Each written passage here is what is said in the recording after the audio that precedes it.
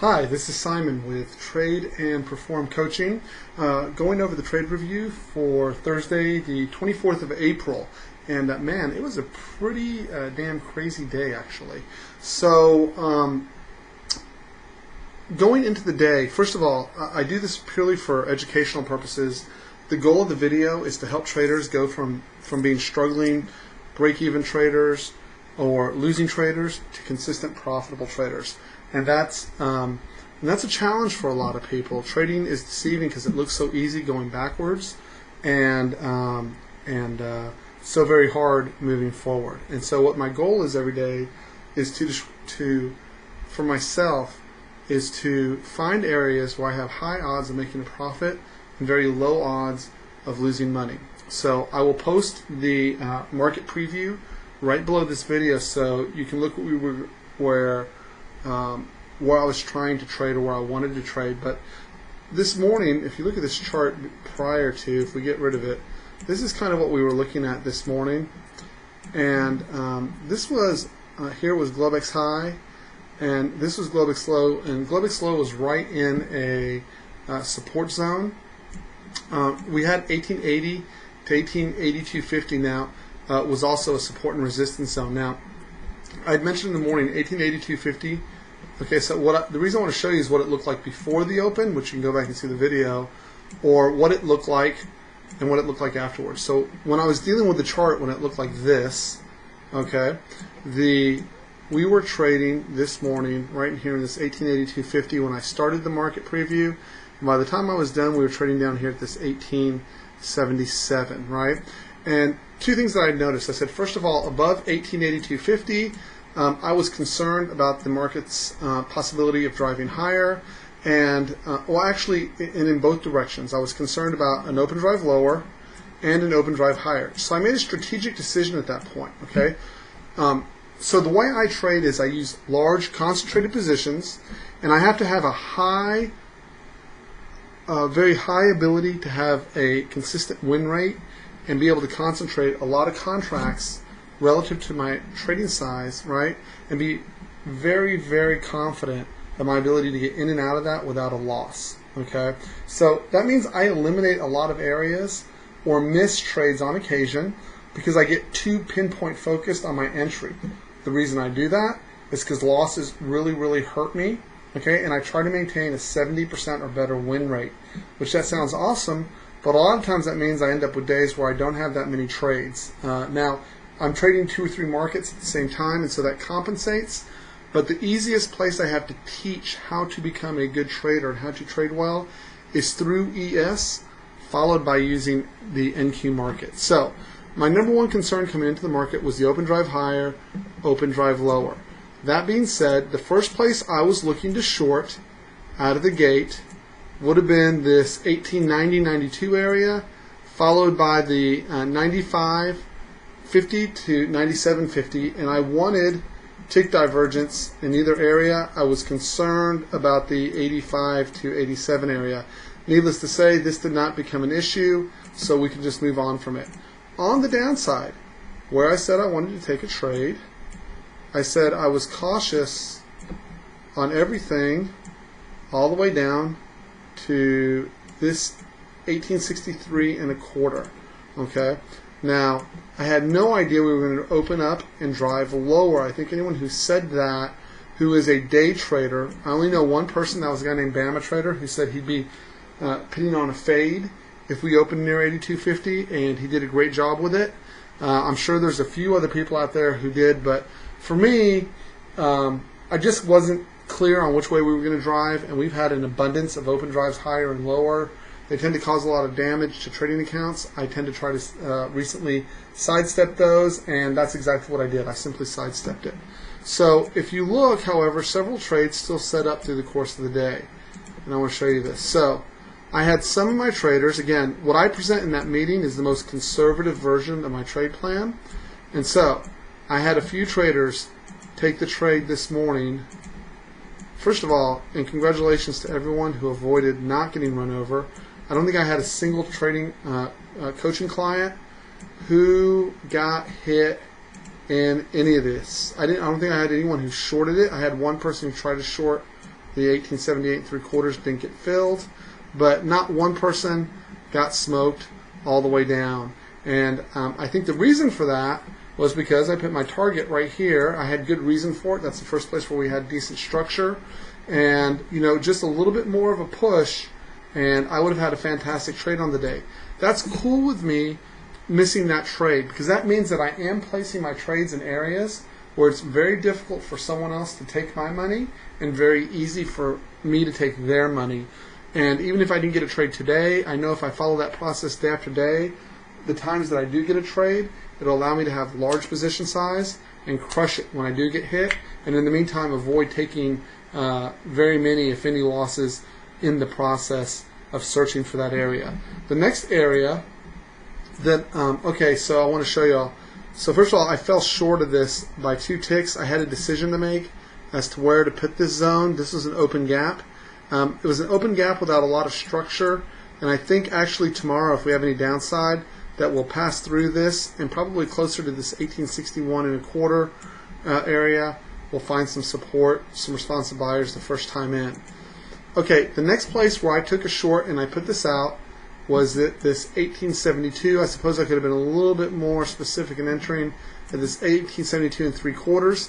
That was the backside of Wednesday's close, and between Wednesday's high and this gap fill, it created a pseudo zone. Normally I would not trade this, but if you look at the extension from the low, right, first of all, open drive lower usually, not always, results in a pattern like this, okay, where we get a move like this. This is what I was banking on, was this trade. It didn't pan out, but this is what I was banking on, is that we were going to get that continued move lower.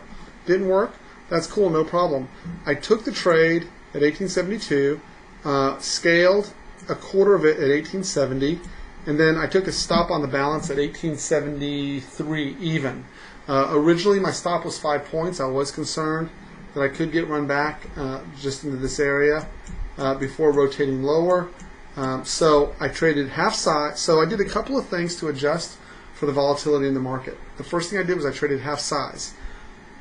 Number 2 thing that I did, very, very, very important, was that I increased my stop to account for the volatility. And then number 3 is I stayed mentally flexible. I wanted the market to trade lower, obviously. When I saw that we couldn't get any traction to the downside, right, and we were finding this area as support, okay, for whatever reason, doesn't matter what the reason was, we found this area as support. We couldn't get through it. We couldn't work our way through it down to this 1863 level, which is what I was hoping for, or lower. And again, if we can work our way through this 1862, 1863, there's plenty of room underneath. And so the best move I made, outside of not taking a long, trying to capture a long trade through any of this, okay, was that I stayed mentally flexible. I took 1 point loss on 3/4 of a half my normal size, and then I had enough for the day at that point. I actually did not trade anything else. I worked hard as hell trying to find a place to get an entry. This appealed to me up here, but again, time of day, we were already pushing 1030, and the mere fact, look, if we had been truly weak on the day, guys, okay, let me show y'all something here. On weekdays, the market will rarely make over a 50% recovery. This is 50% half back, right?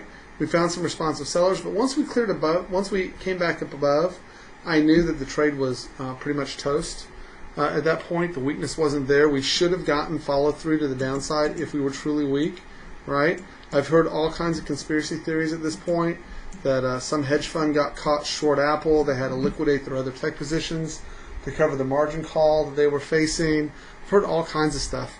I have no idea why we had such a strong open drive lower. It was quite frankly bizarre, but the market's been a little bizarre at times. That's no big deal. We have a large number of participants. This was a huge gap. Okay, and then the other thing I want to point out here, there's a lot of times where I say simply don't trade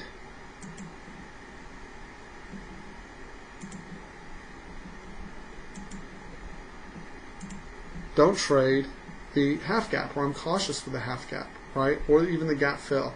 And this is the reason why. Because it is a 50-50 proposition. For some people, that's fine. I hear people talk all about that all the time. Oh, as long as I have a 50-50 odds of winning, I can make money. And so from where I come from and from my standpoint, that's BS. I've worked with a lot of traders, and 50-50 causes retail traders to lose money. 60-50 generally causes retailer traders to lose money. And so if I have a message for everyone out there, and certainly directed towards my clients, okay, only take the highest quality trades you can get. And if you just miss, I had a few guys who took the gap, I did not. If you just miss your entry, okay, it's no big deal, okay? It's no big deal. I was certainly ready to take a trade in this zone, and I missed it by 2 ticks. You know what that means? I lost no money. There's plenty of guys that are crying in their beer or alcohol or Xanax, whatever it is they take tonight, because they got their ass kicked. On top of that, when you see the market, the other lesson that's to be learned here is a lot of people chased thinking we were going to gap and go as we have over the last couple of months. And I've been warning about this process of grabbing gap and goes, and they got simply murdered. And usually what murders them, very few people just buy it and go, oh, I'm going to ride it all the way down. What usually happens to guys that get killed in this is they buy it, they take a stop. They buy it at gap fill, or somewhere near gap fill. They take a stop. They buy it here thinking they've caught the low and it's going to reverse, and they take another stop. Okay, most guys who are trading ES contracts, retail traders, don't use 8 and 10 point stops. Some of them do, but most of them don't. So don't let that be what's occurring to you, with you. Make a decision. Okay, so when you're trading, and I'm going to go through this because I have a couple of moments to do this. The hallmarks of a successful trader. A successful trader knows where he's going to enter the trade before the market opens. Okay, he may not know what the market's going to do, but he'll know what he wants to do at certain points in the market, right? And he'll let the market dictate the situation. The trader dictates his response, but he's not a slave to what the market does. Number 2, he accepts and has pre-planned his entry, his stop, and his exit. Okay. Again, if he's a larger trader and he's leaving trailers, that's great. Most of my traders, I try to condition them to take 2 points and move stops to break even, and let the trailer run. Okay, if you can get it. If you can't, all you need is 1 or 2 trades a day of 2 points apiece to grow a trading account as large as you need to grow it. And the reason why you can do that is you consistently increase size as you rack up more and more profitable trades. Not every market will be perfectly tradable. There'll be some markets that are slower than others. And then the other piece to that is, as you master one process for one market, you can then go and master a second process for a second market. Today there was multiple trap trades that were available, both long and short. Okay, but the point of that is, all of that goes down to a repeatable process, day in, day out, day in, day out. And what you'll find if you're a successful trader is that you're usually not going to have 10, 20, 30 trades. What you're going to end up with is somewhere between 2 and 6 trades across all markets each day. Okay, and you're going to find yourself getting paid on usually 75 to 80% of those trades, right? And on the trades that don't work, you're going to accept the stop and just move on and keep your mind and your eye on the focus. All of that structure keeps you out of fear, and it keeps you focused on where your entries are in the market and how you can succeed on a consistent day in, day out basis. So I hope that helps some people. It bothered me not a dime to miss this entry here. I didn't miss anything. Next time I might look and adjust this zone a little bit. But if I had to do this again, look, this is from 1878 3/4 down to it was essentially 1863 3/4. I missed this by 2 ticks. Okay, that's pretty damn good. And in exchange, true, I could have had a nice trade to the upside, but it didn't happen. But I lost no money. Where I did take a clean entry, okay, I gave myself a shot at having a continuation to the downside, right? Many times in the last couple of weeks, this could have resulted in a 10 to 15 point win on my trailers. Instead, I took 1 point on a quarter of my trade and a very small stop on the balance when I saw it wasn't working. And I'll give myself actually A credit marks, A's in this particular case, because I stayed mentally flexible and didn't force my trades. The last piece on this that you should pay attention to is in the afternoon.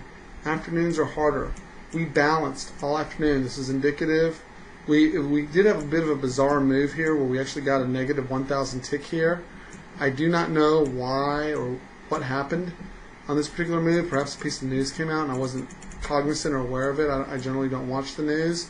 But we held this structure and we ended up just simply balancing through the course of the afternoon, and we closed at 72.75. Not a lot to do there in terms of the afternoon trading. It was pretty choppy.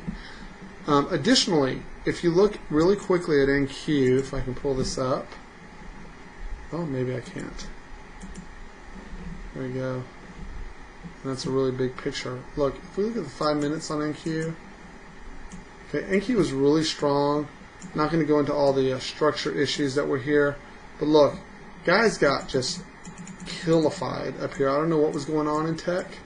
Have no idea what this deal was. There was a beautiful trap trade set up down here. There was a trap trade here that actually multiple clients were able to take advantage, although we didn't roll as far down to the downside again as would have been as I would have liked. Okay, but the key was to today. I don't care who you are. I saw very few people calling for a short the gap out of the gate. One person in particular, again, it was Bama, and my goal was simply not to have a large drawdown in this area. Mission accomplished.